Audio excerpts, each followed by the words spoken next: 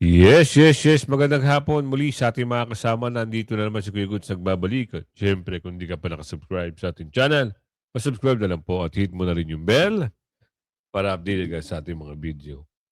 Ito na ang magpapabagsak kay Bongit. Ano ito? Bah, maganda ito. Very surprising. Itong mga, itong mga issue nila na talaga namang hindi na may pagkakaila. Ha? Ito ang magpapabagsak kay Bongit, BP Sara, kay Trillanes ng Arag sa 2028. Totoo naman. Takot na sila. Di ba may sinabi si Tonyo, pag hindi raw na-impeach si BP Sara, last na raw itong 2026. Attorney Guanzon, hindi ako bakla, babae ako. Sino kaya sasabihin niya dito? Posible impeachment versus Marcos Duterte may not be supported in the House. Dapat yung kay BP wag yung supportahan, kay Bongit supportahan nyo. Panibagong impeachment complaint versus BP Sara, kinakasa na? Wow. At tagal nyo ikasa. Puro kayo pasakalye. Kasa nyo para matapos na. Basura na naman ang Supreme Court yan. At ang kampo ni Romualdez pumalag sa aligasyong bumili ng property sa Makati City gamit ang mga diskaya. Bago to Alamin nga natin kung ano yung mga ugong-ugong ngayong araw at ngayong hapon. Uniteam 2028, binubuo na ni Trillanes. Tahas ang inihayag ni dating Senator Antonio Trillanes IV ang panawagan para sa isang malawak na alyansa na maaaring ituring na Uniteam 2028, isang pinagsanib na pwersa ng mga kakamping, tinaguriang middle forces at maging ng Administrasyong Marcos. Magsanib-sanib pa kayong lahat. Pagsama-samahin nyo, kulay blue, kulay dilaw, kulay yellow, kulay pula. Hindi makakaabante yan kay BP Sara. Hindi kayo mananalo. Hindi man papasok, hindi na kayo papasok sa 2028. Ang paniniwalaan lang ng taong bayan, tandaan nyo, Duterte, Duterte, Duterte, Duterte lang. Tapos, Na may iisang layunin, talunin si Vice President Sara Duterte sa susunod na presidential election. talunin muna Sa kanyang nila. pahayag, Kung sino man nagbabalak na tumakbo at kalaban ni Bibi Sara, makakalaban, makakatunggali ni Bibi Sara, mag-isip-isip ka muna na 100 times bago mo pasukin ang pagka-presidente dahil universe na ho ang nagpepesto kay Bibi Sara. At yan universe na yan ay pinaniniwalaan ng taong bayan. Yan mismo ay nakatadhana na, nakatakda, ika nga. Walang makakapigil dyan. Kahit anong gawin nilang paninira, magbayad man sila napakaraming trolls, magbayad man na sila ang mga may tiniling para siraan ang mga Duterte, walang magagawa yan. Walang makakahadlang sa pagpunta ni Bibi Sara sa pagkapangulo. malinaw ang direksyon ni Trillanes. Tapusin ng pagkakahati-hati ng mga grupong tutol sa kampo ng pamilyang Duterte at bumuo ng iisang blokeng may sapat na lakas Galing para mo, sa no? 2028.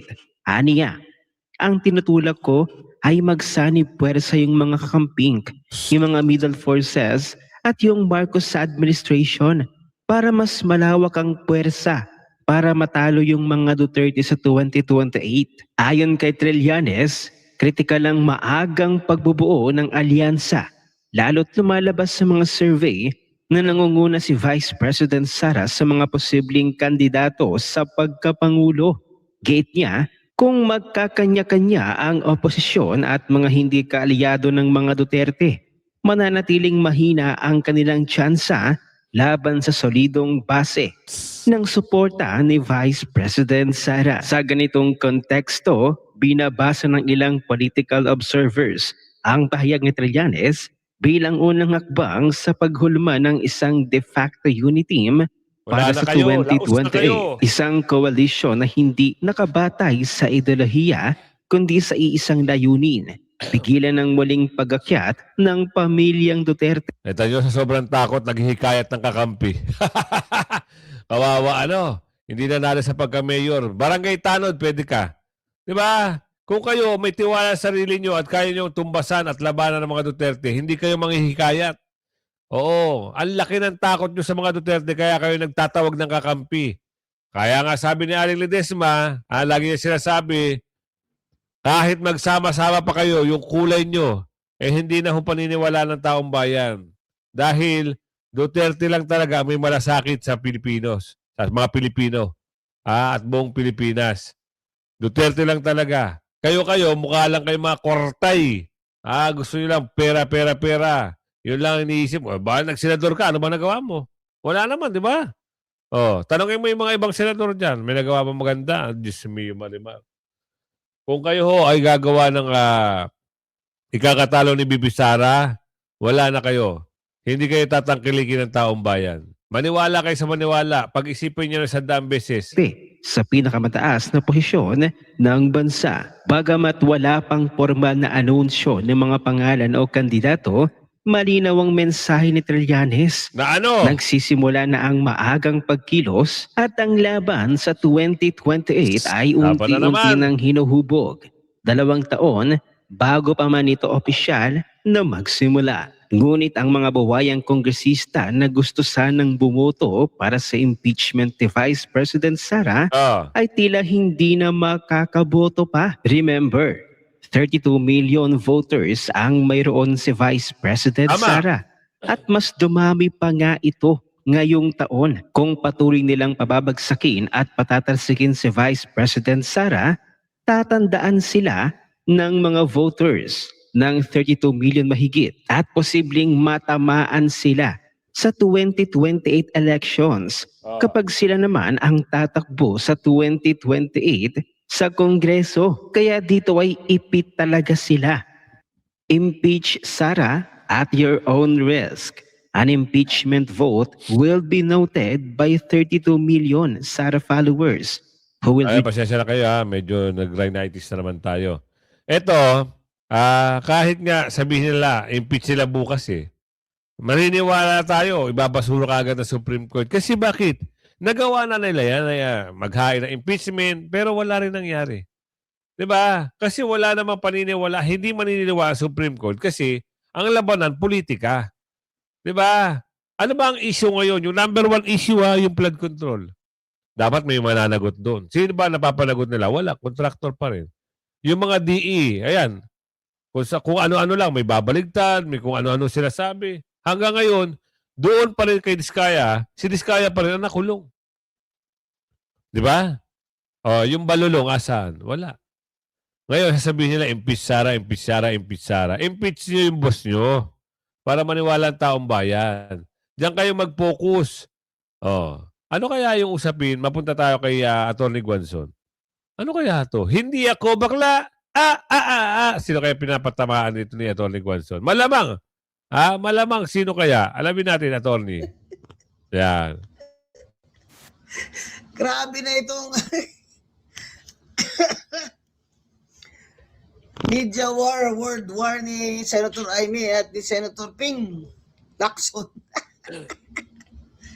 Magsabunutan na lang daw. Sagot ni Ping Lacson, hindi ito piluka ang buko. At hindi ako bakla.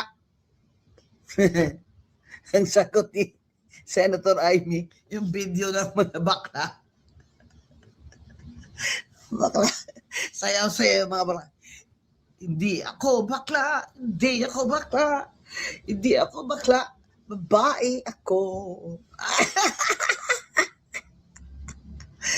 Alam mo? Yung politika natin ngayon.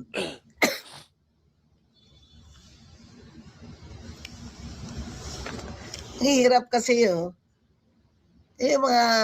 si Senator Lacson din naman kasi inunahan niya si Sen Amy Alam mo naman yan si Amy, kilala ko yan. Paano mo naman unahan yan? Tapos, akalain mo hindi ka okrayin yan. O di inokray ka. Sinabi mo kasi. Unahan mo kasi. Yan. Hindi ako bakla. Hindi ako bakla. Babae ako.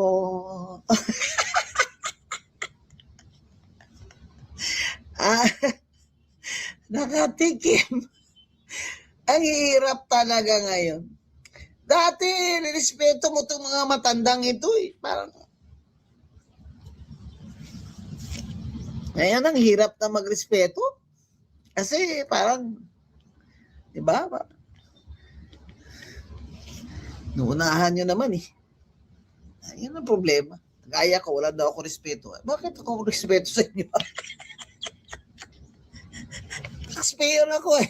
Kami nagpapasweldo sa inyo eh. Ba't ako amin sa inyo? Yan, yan.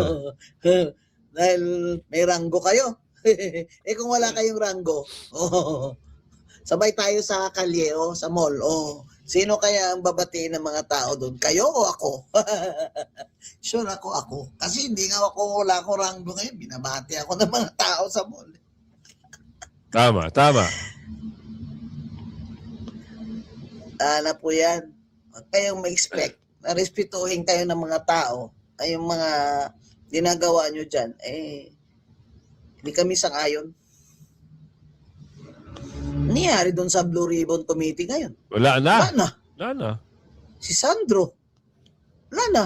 Kita nyo yung bridge doon sa Ilocos Norte? Wasak. Siya, hindi pwedeng patawag. Grabe, Mga no? congressman pala, hindi pwedeng ipatawag dyan sa Blue Ribbon, no?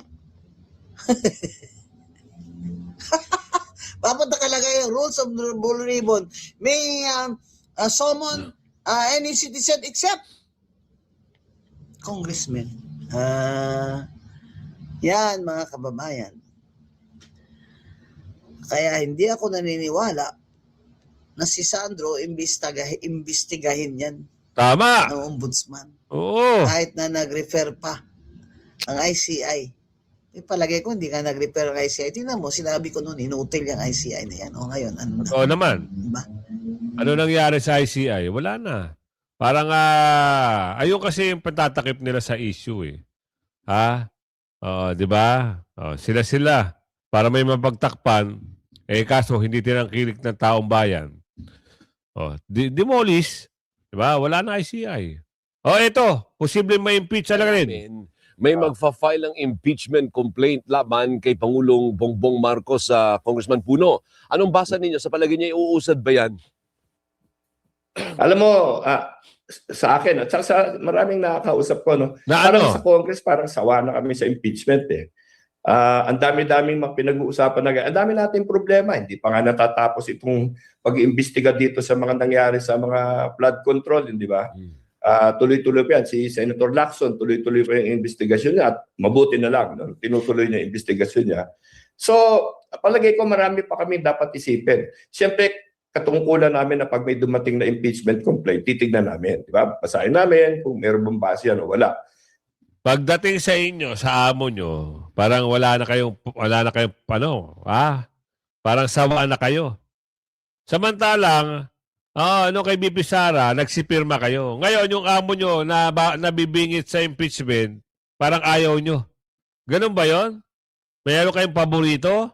Saklap naman, Pero boss. sa tingin ko, kung hindi naman napakaseryoso, napakalinaw ng ebidensya at mga ano lang, kung parang namumuliti ka lang yung mga nagpapile ng impeachment, kami talagang hindi na namin talaga, NUP at saka ako personally, hindi na namin talaga papansinin niya. Parang sayang lang ang oras. So it goes also for any attempts to impeach the Vice President. President Yeah, and Vice oo. President.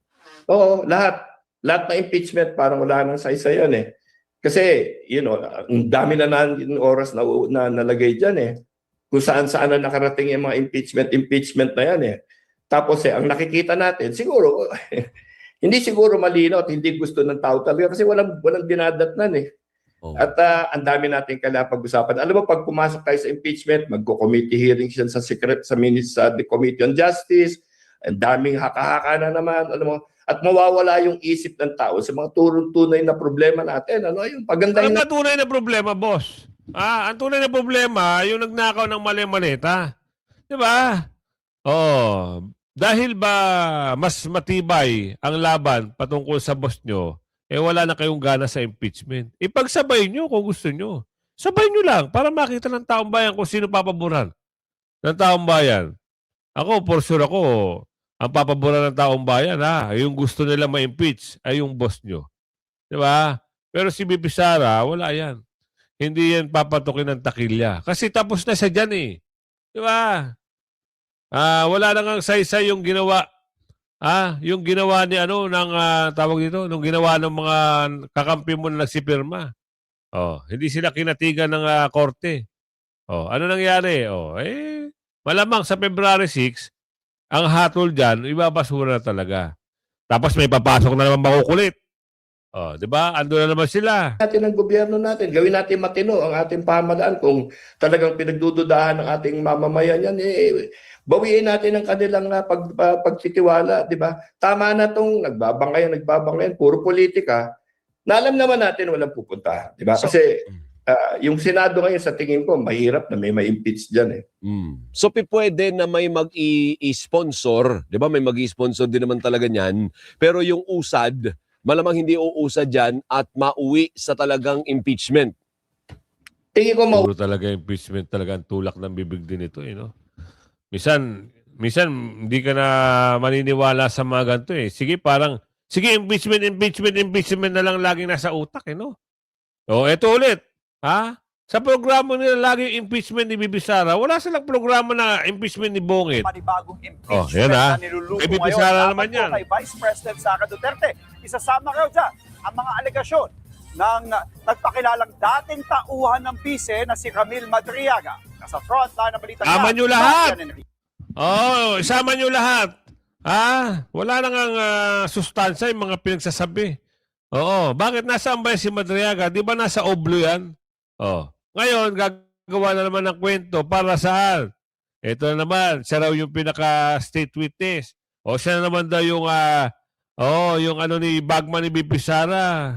Saan kayo nakipagchismisan at nakuha nyo yung bagman na yan? Di ba?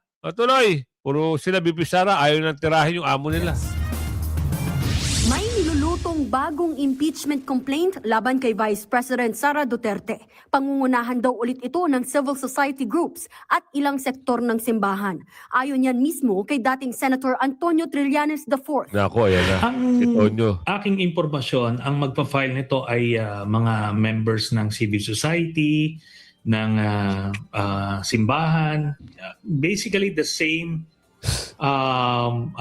Hirap magtagpi-tagpi pag wala talagang laman, Diba? Sabi ko nga sa inyo, yung pag ganyan ng mga makikita nyo magsasalita, pagbungan pa lang, ay, teka, sinungaling to. Hop, teka. Mapagawa to ng kwento. Hop, teka. Talunan ito. Diba? Ganun lang. Pero kung halimbawa, sabihin mo sa taong bayan na impeach mo si Bongit, kaya mo kaya? Nagtatanong lang kami, Kaya mo kaya? Kasi puro kayo BP Sara eh. Wala kayong bukang bibig. Impeachment si BP Sara, may mga grupo mag-impeach kay BP Sara. Napakaraming grupo. Wala kaming narinig sa'yo na patungkol sa boss mo, na impeach din ang boss mo. Wala. Actors na nag-file last year laban kay Sara na naudlot niya. Naniniwala si Trillanes na mas mabigat na ang ihahaing bagong reklamo. Ang isang na alam ko rito ay bukod doon sa impeachment allegations na kasama doon sa last year, ang Tigil na. Wala kang maganda sinabi. Ito, kampo ni Romualdez pumalag. Naku, patunayan nyo yan. Baka mamaya may magsalita na naman talagang bumili raw eh. Ito, bumili raw ng Good day. This is Ade Fajardo, a legal practitioner based in Pasig City. This is in reaction to reports linking former Speaker Ferdinand Martin G. Romualdez to the Discayas through an alleged property purchase. Representative Romualdez has no knowledge nor involvement in the purported transaction. Representative Romualdez has not met the Discayas and has only heard of them based on what is being said in the media. As such, the claim in the report about using the Discayas as a front in a property purchase Nako. is outright baseless. Naniniwala ba kayo? Oo. Kung naniniwala kayo na yung balita rito, type nyo sa comment section. Kasi, may ebidensya naman daw eh. Diba? Ano yung nababalita na mali-maletang pera? Saan galing yun? Yung mali-maletang pera na yun. Diba? Di alam natin sa mga proyekto yung nag-ghost. Diba? Sino ba makasabot nila dun? Huwag tayo dyan kasi pangit ang mga balita nila. Kung pinagtatanggol nila yung mga kawatan, ano? Mahirap talaga maging abogado. Yun lang ang para sa akin, ha? Kasi, ang mangyayari dyan kahit hindi, halimbawa, kagaya nito, pagtatanggol mo ba yung ganyan na nababalita na ninakaw, pinadalhan ng napakamaraming maleta, namili ng ganito, namili ng ganon? Para sa akin lang, napakahirap maging abogado. Yun lang. Diba? Dating AFP chief, si General Esperon. Aba, maganda to. Maganda to. Talagang ito yung inaabangan na natin. Ano ito, Kuya Goods? Si General Esperon, nagsalita na. Investment magaling sa labas, ayaw na pumasok. Yung sana mga foreign assisted na projects, hindi matuloy-tuloy dahil yung counterpart ng gobyerno, dinala naman sa baha. Naanod. Yung sana magaganda natin yung hospital o malasakit program para maayos ang ating health system. Nadala na rin. Yung PhilHealth, pinawasan. Ewan ko ba, bilang abogadong kasama natin dito, retirees, maniwala kayo, yung armed forces ay nakikinig lang. Matikas, matatag pa rin ang paninindigan para sa mamamayan. General del Moines Siguro.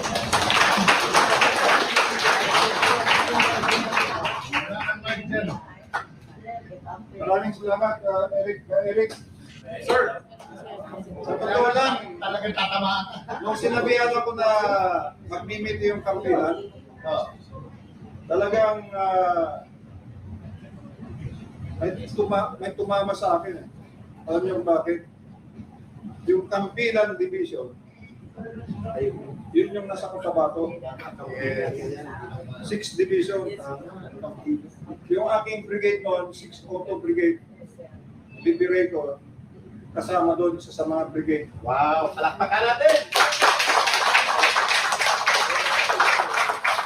Kailangan makarating ako doon sa meeting nila.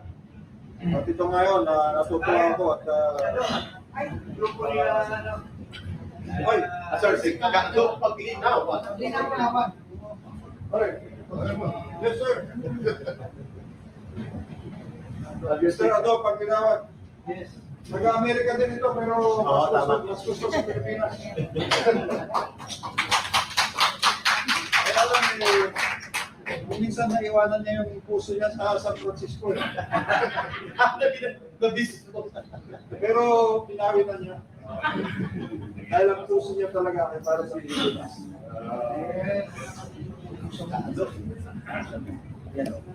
Napakarami namang ating organisasyon. Natutuwa kami at habang naririnig, marami talaga naniniwala na kailangan may maragot. Kaya baka yung ating grupo ay tatawagin natin Philippine Alliance for National Accountability. Maganda. Yung shortcutin mo yun, pana. Dahil kailangan may panagutin. Yun. Ano ulit, sir? Philippine Alliance National Accountability. Dahil kailangan may managot. Kaya panagutin natin sila. Dahil marami tayong member na, baka ayaw kong sabihin mo dahil wala naman sila dito, pero kung narinig nyo ang United People's Initiative, sa malaking grupo yun. Ang lain sa imuhang kabalo ang maisog, nakapod diri sila. Okay. So, mga kauban natin na taga Pasilan na Apot under Jing. Makadjari. Kasama rin. Si Mayor, Go, Guzman. Sigo Guzman. Mayor dito sa Davao eh. Oo, tama. Correct. Hindi ka mayor Sa Davao kasi, may Mayor for Muslim States. Alam ko yan dahil yung peace talks noon, bago magsimula yun, ako ang kumuha kay Brother Lord doon sa Maasin. Ako yung kumuha sa kanya. Pinapasakay ko siya doon sa sasakyan ko, papuntang Maasin, papuntang Sila kong rin. Ayaw sumakay. Sabi ko, naloko na. Kasi pagkasama ko sa sasakyan, siguradong hindi ako maambos.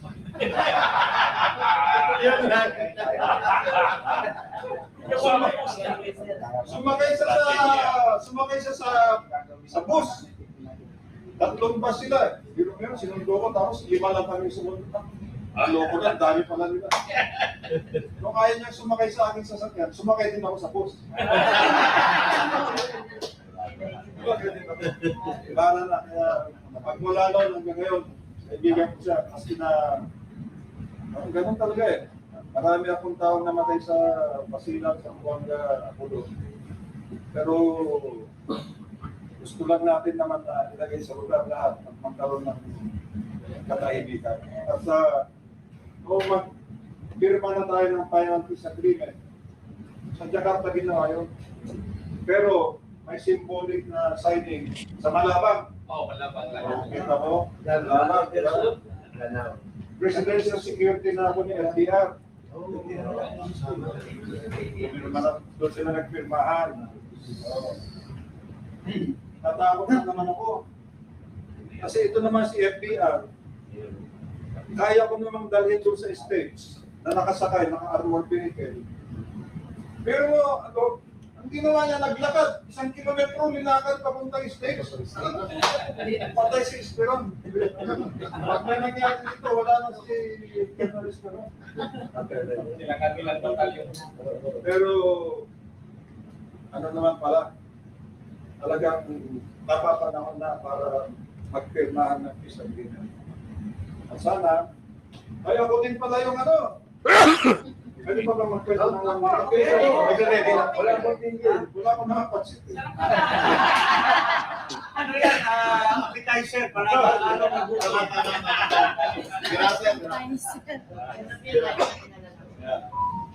Marami akong kasi nung mag-retire ako ng Chief of Staff, ginawa ako na Presidential Advisor for Peace Process. Sabi ko, kami yung naglalaban dun sa pikit at sa kaso eh. Baka hindi makipag-usap sa akin yan. Ganun pala, pag natapos kayo maglabanan na, kasi honorable warriors naman pala, pwede mag-usap. Hindi gaya ng NPA. Laging tama yan, totoo. Walang sincerity. Yung pakiusapan, walang sincerity. Pero yung MNLF, at saka MILF, maski na marami akong namatay, tao ko, may mga namatay din sila, sorry. Pero nung matapos ang gera, pwede rin pala mag-usap. Meron silang honor and gentleman's word. Kaya, magpipirma na sana kami kung matatandaan ninyo yung Memorandum of Agreement on Ancestral Domain. Lumipad na kami sa Kuala Lumpur para magpirma. Paglapag namin, sinabihan kami, "Hoy, huwag nyo lang pirmahan, na-TR ko kayo." Tandaan nyo, na-TR ko yung peace process. Kasi dinabanan kami ng mga kontrabida. Hindi ko alam kung nipirapag sila o ayaw nila magkaroon ng agreement. Ganun pala, yung sumunod na administrasyon, sumunod na administrasyon, hindi ko masasabihin. Yun din pala ang Pipperman, di ba? Yun ang naging basihan ng MILF. Peace and Agreement. Yun din pala, gusto lang nila yung credit. Yung credit nila. Kailan pa, sana mas mabilis sana. Sana ngayon, mas marami na tayo nagawa sa Mindanao. Anyway, sana ang Mindanao lalong gumanda. Sana mas maganda pa kaysa Luzon. Sana mas maganda pa sa SM Mall. Dahil sana mas maganda pa kaysa Green Hills. Pero tingnan mo ang Green Hills. Napakaganda ng negosyo niya. Maayos, di ba? Pinaka-best. Oo. Mga Pilipino tayo naman eh. Pwede naman tayo mag-contribute sa bawat isa. Huwag lang may kalukuhan. At dahil sa kalukuhan na yan, tayo ngayon ay magkakasama. Magdudusa. Dahil biro mo, yung investment magaling sa labas, ayaw na pumasok. Yun sana mga foreign assisted na projects, hindi matuloy-tuloy dahil yung counterpart ng gobyerno, dinala naman sa baha. Dinala sa ibang projects. Yan. Nakauwi sa naanod. Anod! Kita nyo na? Kahit si General Esperon, alam na alam yung mga nangyari. Kaya kung kayo ay nakasubaybay lagi, nood lang kayo lagi, abang-abang, umaga hapon. Ayan ang ating time slot. Kaya, like and share. Bye-bye!